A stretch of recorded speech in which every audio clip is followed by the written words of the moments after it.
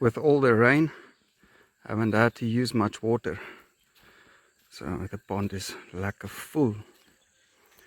On the way to a Choose Life Tuesday. The termites started rebuilding here again.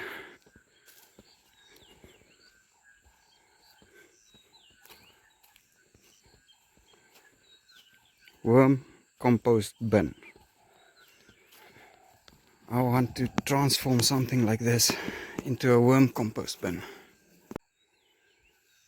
So the plan is to find one with a smaller hole. There are. And on this side, to use some brickwork and brick it up halfway. And then that is a good bin. We can put it halfway in the ground to have them protected from the harsh heat. They might rust the drum through. And it might be prudent to try and have a collection tray even below the drum.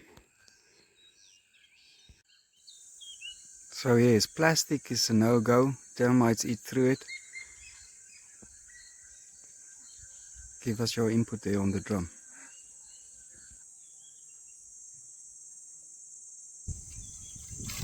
On the Tuesday, no clouds. Here's the real work.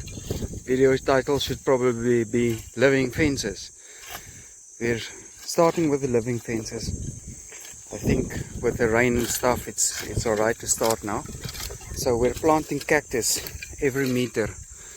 Alternatively, one prickly pear, and then the other meter is one of these with the Lekker sharp thorn. And so, we also got some other already in here, if I can find it. We got a bunch of them also every 2 meters or so. So yes, working on the living fences while we're waiting on material and the tractor and waiting for things to develop. Making best use of the time that we have. Mukoso is also alone, which is better. Then I know this job is done very well and proper. Less hands, less chaos. And these took their transplants beautifully. I didn't even come water them afterwards. Well, I can't water them here. It's too far from water. With all the trimming, that tree has lost its support. Anyways, just quietly check here. How cool is this? This guy from Katima, he made a plant for me. I just bought these for the fun of it. He made a plant for me and got some mukongo. So finally, I don't think I've ever even seen these. So we're gonna try them and plant them. This clay wall held up with 80 millimeters of rain so far, more or less. And one 37 millimeter bout, which is a lot. Anyways, I hope I'm not poisoning myself here. There's 2 different things in the package. It might be how they are. I'm busy tasting it and getting to the core of it. It's like a mini makalani with a little bit of some, fiber on it, which tastes like almost like butterscotch cookies. Or perhaps a blend of cheap vanilla cookies. What's nice is the fiber is much more fine than makalani, so it's very fine, it's nice, and it's sweet. So yeah, it's not the nut that I expected. Maybe the nut is still in there. Boo says it reminds her of Rice Krispies, and I could agree. So yeah, cheap vanilla Rice Krispie cookie. It's quite alright. Thank you, Thebe Seeds. We appreciate the effort you went through to collect some for us. Mukoso says they usually cook what's on the pip. This fence will look nicely if we can get a bit of rain. Guess we can remove these flowers, make it easier on the plants. It might taste like cheap vanilla cookies because it might have been a bit stale. There's a quite sizable nut in there.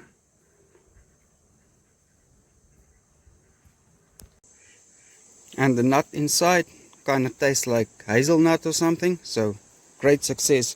Thank you for your coffees that made it possible that we finally got those seeds here. And thank you for making a plan to get us those seeds. Nobody understood what we asked when we were at nurseries all over the country. I can't believe it, Namibians.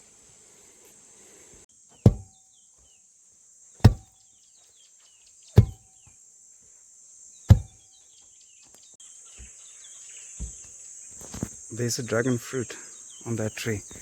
Seems it's better to have your drip lines a little bit longer.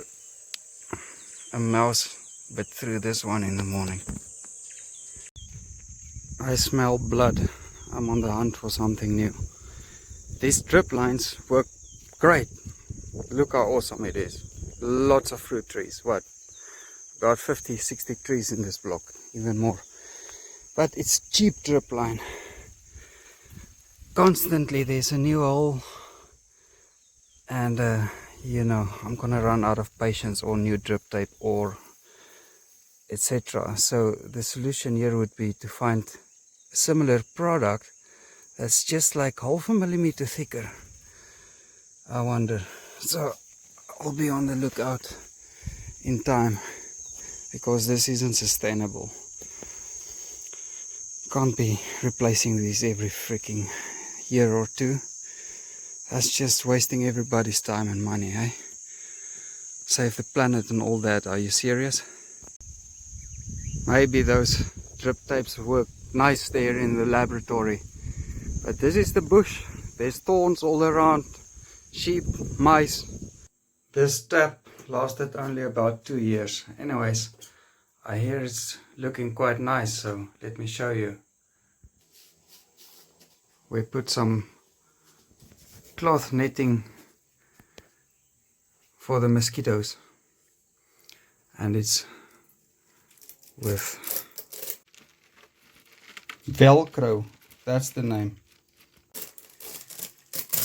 These things, so it can be opened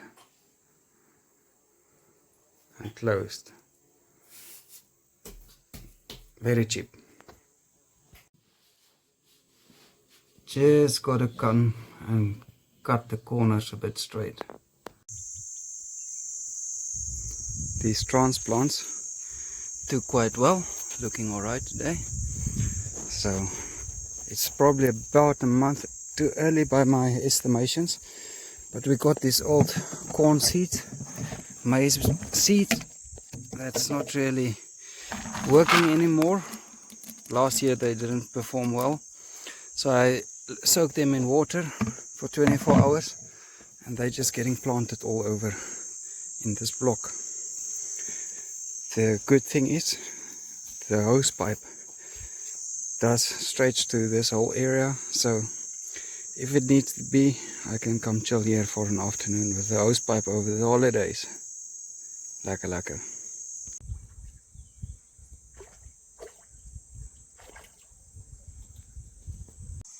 While waiting for the compost kettle to get full, why not? Let's watch some flowers. Isn't this? Oh wow, why we are at the food forest. The food will come. 5 years. Tune back in then. Here next to block 8 some stuff is finally growing.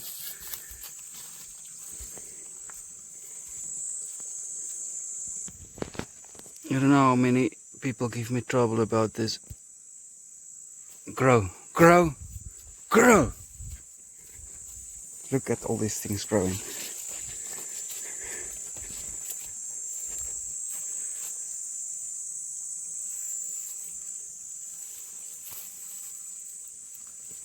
I don't see the buckwheat thorn that was supposed to be in the seed package here. Seems that didn't sprout. more flowers, just these stupid flowers. Today I found out we have 3 types. So let's see. There's the one with a red inside, and of course the pink one. We had orange, but they were lab grown and not tough enough. And then we have the ones that is not having the red in the middle. That's just white. So yeah, cool. Didn't even notice it. Apparently the ones with the red inside is a bit rare. So anyways, the AI and the TikToks make a big fuss about this being so dangerous and deadly and poisonous. I've eaten it sometimes. So what's the deal? What is the deal